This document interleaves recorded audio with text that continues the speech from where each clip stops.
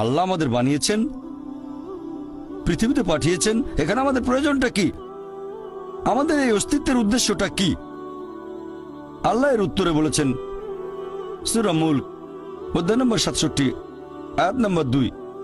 আল্লাহ বলেছেন আল্লাযী খালাকাল মাউতা ওয়াল হায়াতা, যে আল্লাহ সৃষ্টি করেছেন মৃত্যু ও জীবন পরীক্ষার জন্য। কে তোমাদের মধ্যে কর্মে উত্তম? আল্লাহ সৃষ্টি করেছেন জীবন ও মৃত্যু পরীক্ষার জন্য। কে তোমাদের মধ্যে কর্মে উত্তম? আল্লাহ পবিত্র কোরআনে বলেছেন সূরা আলে ইমরান অধ্যায় নম্বর 3 আয়াত 185। আল্লাহ বলেছেন কুল্লু নাফসিন যায়কাতুল মউত, প্রত্যেক জীব মৃত্যুর স্বাদ গ্রহণ করবে, আর চূড়ান্ত বিচার হবে রোজ কিয়ামতের দিনে। যাকে সেদিন দোজখ থেকে রক্ষা করা হবে আর বেহেশতে দাখিল করা হবে, সেই পৃথিবীর উদ্দেশ্য অর্জনে সফল কাম। কারণ এই পার্থিব জীবন ছলনাময় ভোগ ব্যতীত আর কিছুই নয়। তার মানে এই পৃথিবীতে আমাদের ইহকাল, এটা পরকালের জন্য একটা পরীক্ষা। যদি আল্লাহ সুবহানাহু ওয়া তাআলার আদেশগুলো মেনে চলেন তাহলে পরকালের জীবনে বেহেশতে যেতে পারবেন, আর আদেশগুলো না মানলে বেহেশতে যেতে পারবেন না, দোজখে যাবেন। তাহলে এই জীবন আমাদের অস্তিত্বের পেছনের উদ্দেশ্য। আল্লাহ বলছেন পরকালের জন্য পরীক্ষা। আর আল্লাহ পবিত্র কোরআনে বলেছেন সূরা আনকাবুত অধ্যায় নম্বর 29 আয়াত নম্বর 2 যে তোমরা কি মনে করো আমরা ঈমান এনেছি এটা বললেই তোমাদের ছেড়ে দেওয়া হবে? তোমাদের অবশ্যই পরীক্ষা নেব।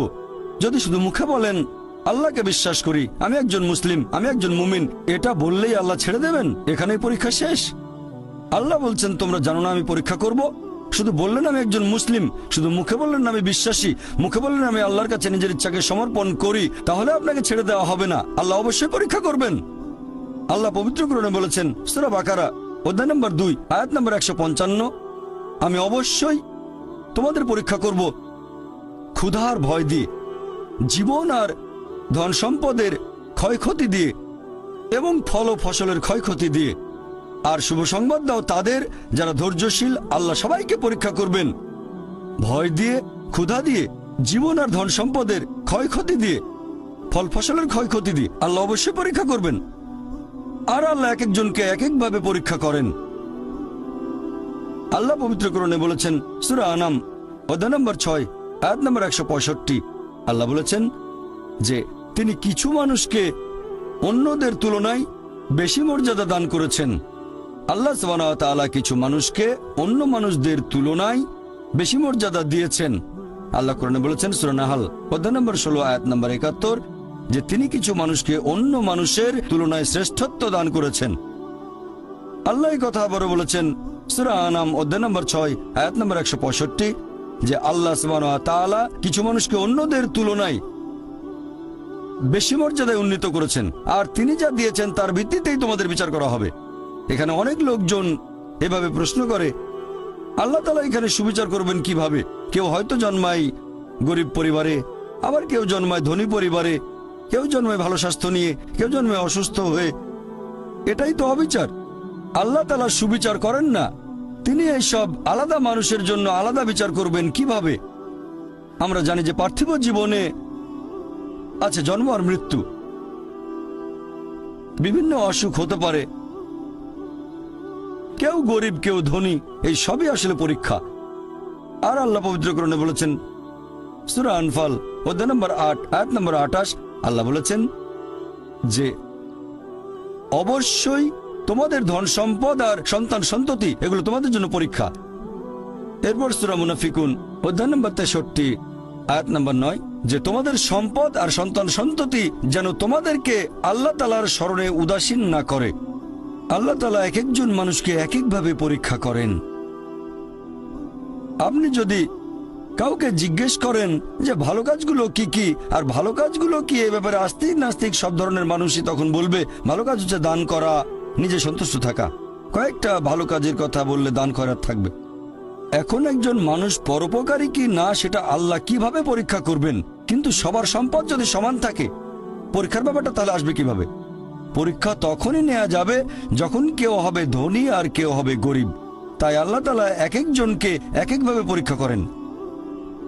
হয়তো কেউ জন্ম নিয়েছে ধনী পরিবারে, তাই সম্পদ অনেক বেশি, আবার কেউ জন্মায় গরিব হয়ে। তবে যে লোকটা ধনী, ইসলামিক শরিয়া অনুযায়ী ইসলাম ধর্মের একটা স্তম্ভ হচ্ছে যাকাত, যে প্রত্যেক ধনী লোক যাদের সঞ্চয় নিসাব লেভেলের উপরে 85 গ্রাম স্বর্ণ, সে প্রতি হিজরি বছরে সেই সঞ্চয়ের 2.5% জাকাত হিসেবে দান করে দেবে।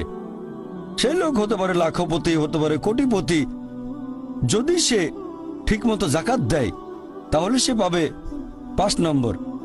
হয়তো সে পুরো জাকাত দিল না, সামান্য কিছু অংশ দান করলো, যা দেওয়ার কথা তার 20% দিল, যেটা দেওয়া উচিত তার সামান্য অংশ দিল, তাহলে সে ফেল করবে। আবার কেউ হয়তো জাকাতই দেবে না, একেবারে শূন্য। আর গরিব লোককে কোনো জাকাত দিতে হবে না, সেভাবে ফুল নাম্বার। কিন্তু আমরা মানুষরা এভাবে বলি, আহা বেচারা লোকটা খুব গরিব, এই লোকটার জীবনে শুধু সমস্যা আর সমস্যা। আর ধনীদের দেখে আমরা মুগ্ধ হই। আমাদের প্রিয় নবী বলেছেন যে একজন ধনী লোকের বেহেশতে প্রবেশ করা গরিবের চেয়ে অনেক বেশি কঠিন। আর পবিত্র কোরআন বলছে সূরা আনফাল অধ্যায় নম্বর 8 আয়াত নম্বর 28, ধন সম্পদ তোমাদের জন্য পরীক্ষা, এটা পরীক্ষা।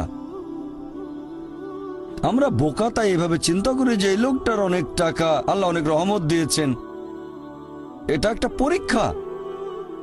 যদি এই রহমত ঠিক মতো ব্যবহার না করেন, এটা অবশ্যই রহমত, তবে এই পরীক্ষায় ফেল করার সম্ভাবনা অনেক বেশি। যেমন ধরেন বোর্ডের একটা পরীক্ষার প্রশ্ন, গত বছরের কথা, 2 বছর আগের কথা, 2002 সালের কথা। সেবারের প্রশ্ন খুব কঠিন ছিল, বেশিরভাগ ছাত্রছাত্রী উত্তর দিতে পারেনি। পরের বছর সেই প্রশ্নটা আসলো না, তখন এটা বলা বোকামি, ও দুঃখ, এবার তো আসলো না, আপনি তো খুশি হবেন যে এবার আসেনি। তাহলে সম্পদ একটা পরীক্ষা। তাহলে যাদের ধন সম্পদ নেই তাদের জন্য ধনীদের তুলনায় বেহেশতে যাওয়াটা অনেক সহজ। আল্লাহ এক একজনকে এক একভাবে পরীক্ষা করেন। সেজন্য আল্লাহ বলেছেন তোমাদের ধন সম্পদ যেন তোমাদেরকে আল্লাহ তাআলার স্মরণে উদাসীন না করে, এটা একটা পরীক্ষা। আরেকটা পরীক্ষা হচ্ছে সন্তুষ্টি, নিজে সন্তুষ্ট থাকা। আর আমাদের নবী মুহাম্মদ সাল্লাল্লাহু আলাইহি ওয়াসাল্লাম বলেছেন, এটা আছে সহিহ বুখারীতে খণ্ড নম্বর 8 হাদিস নম্বর 447, নবী বলেছেন যদি কারো কাছে একটা পর্বত সমান স্বর্ণ থাকে সে এরকম আরেকটা চায়। যদি কারো কাছে 1 পাহাড় স্বর্ণ থাকে তারপরেও সে আরেকটা স্বর্ণের পাহাড় চায়। আর সর্বশেষে তার মুখগহ্বর পূর্ণ হয় কবরের মাটি দিয়ে। সে যত ধনী লোকই হোক, হয়তো সে পৃথিবীর মধ্যে সবচেয়ে ধনী লোক, তারপরেও সে আরো বেশি সম্পদ চায়। মানুষ সন্তুষ্ট হয় না, বেশিরভাগ মানুষ কখনোই সন্তুষ্ট হয় না। আল্লাহ পবিত্র কোরআনে বলেছেন সূরা নিসা অধ্যায় নম্বর 4 আয়াত নম্বর 32 যে আল্লাহ যেটা দিয়ে অন্য মানুষকে শ্রেষ্ঠত্ব দান করেছেন সেটার উপরে তোমরা কোনো রকম লালসা করো না। এভাবে বলবেন না যে হে আল্লাহ তুমি অমুককে অনেক সম্পদ দিয়েছো, অমুককে অনেক সুন্দর একটা গাড়ি দিয়েছো, এমন কিছু আল্লাহর কাছে চাইবেন না যেটা অন্য কাউকে আল্লাহ দিয়েছেন।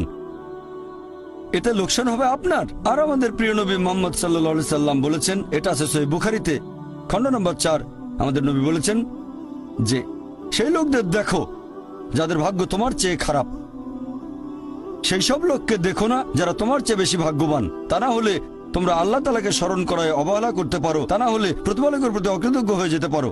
তাহলে নবী বলেছেন তাদেরকে দেখো যাদের ভাগ্য খারাপ।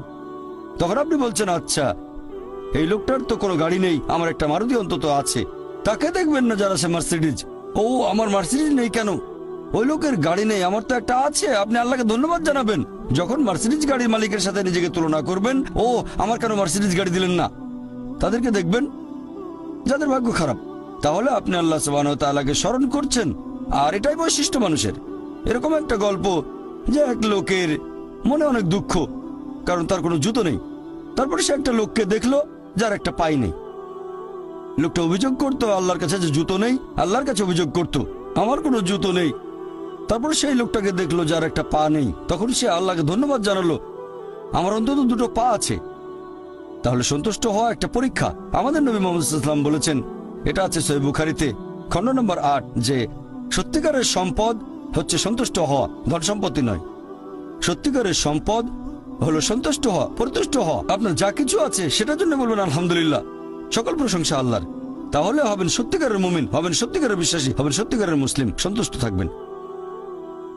অনেকে এভাবে বলে যে কোন কারণে আল্লাহ সুবহানাহু ওয়া তাআলা কিছু মানুষকে জন্ম থেকেই বানিয়েছেন স্বাস্থ্যবান, কিছু মানুষকে আল্লাহ সুস্বাস্থ্য দেন, আর কেউ জন্মায় অসুখ বিসুখ নিয়েই, হয়তো বংশগত কোনো রোগ, হার্ট ডিজিজ, কেউ বা জন্মায় বিকলাঙ্গ হয়ে। আল্লাহ কি অবিচার করছেন? আল্লাহ পবিত্র কোরআনে বলেছেন সূরা নিসা অধ্যায় নম্বর 4 আয়াত 40, আল্লাহ সুবহানাহু ওয়া তাআলা কারোর সাথে অনুপরিমাণে জুলুম করেন না। এটা একটা পরীক্ষা। আল্লাহ এক একজনকে এক এক ভাবে পরীক্ষা করেন। এরকম হতে পারে যে শিশু এখন জন্মাচ্ছে, সেই সময় মাসুম নিষ্পাপ, তার কোনো দোষ নেই। আর পবিত্র কোরআন বলছে সূরা আনফাল অধ্যায় নম্বর 8 আয়াত নম্বর 28 যে তোমাদের ধন সম্পদ আর সন্তান সন্ততি তোমাদের জন্য পরীক্ষা।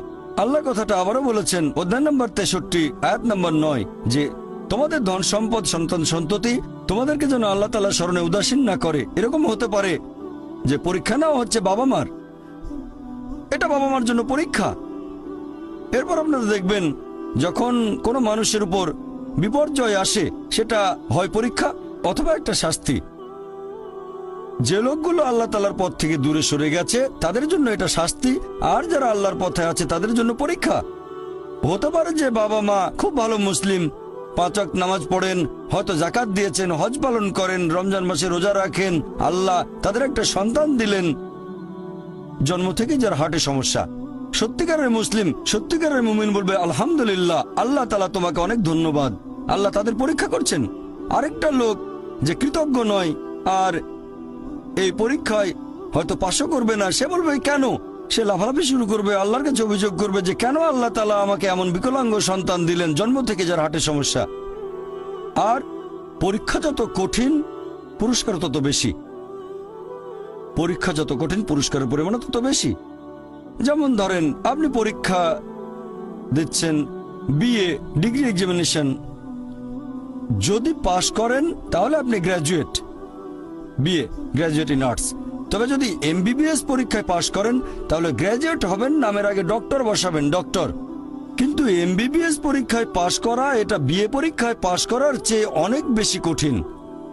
তাহলে পরীক্ষা যত কঠিন পুরস্কারও তত বেশি।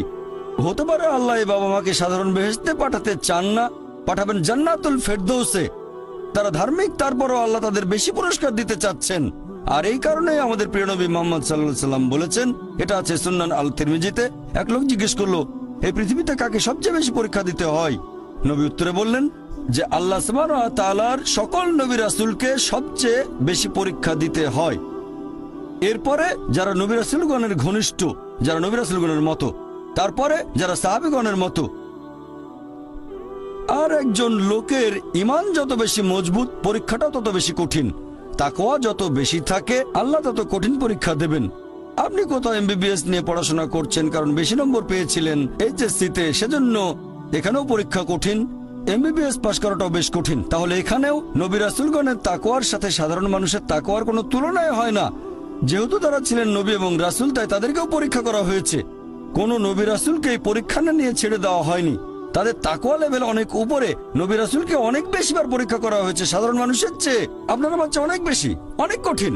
তাহলে আপনার তাকওয়া যদি বেশি হয় আল্লাহ আপনাকে পরীক্ষা করবেন। সত্যিকারের মুমিন কোন বিপর্যয়ের মধ্যে পড়লে বলে সুবহানাল্লাহ, সকল প্রশংসা আল্লাহর, আলহামদুলিল্লাহ।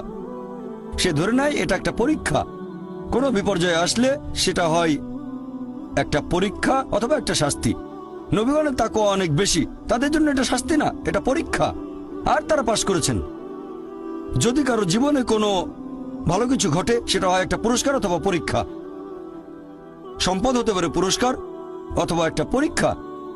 ভালো কোনো কিছু ঘটলে সেটা হয় পুরস্কার নয়তো একটা পরীক্ষা। অনেকে আল্লাহর পথ থেকে দূরে সরে যায়, তারপরে বলে আমাকে সম্পদ দাও, আল্লাহর সম্পদ দেন, তারপরে তারা পরীক্ষায় ফেল করে। তাহলে এই পৃথিবীতে তারা তাদের ইচ্ছে মতো আরামায়েশ করে, কিন্তু আখিরাতে শুধু ক্ষতিগ্রস্ত হয়।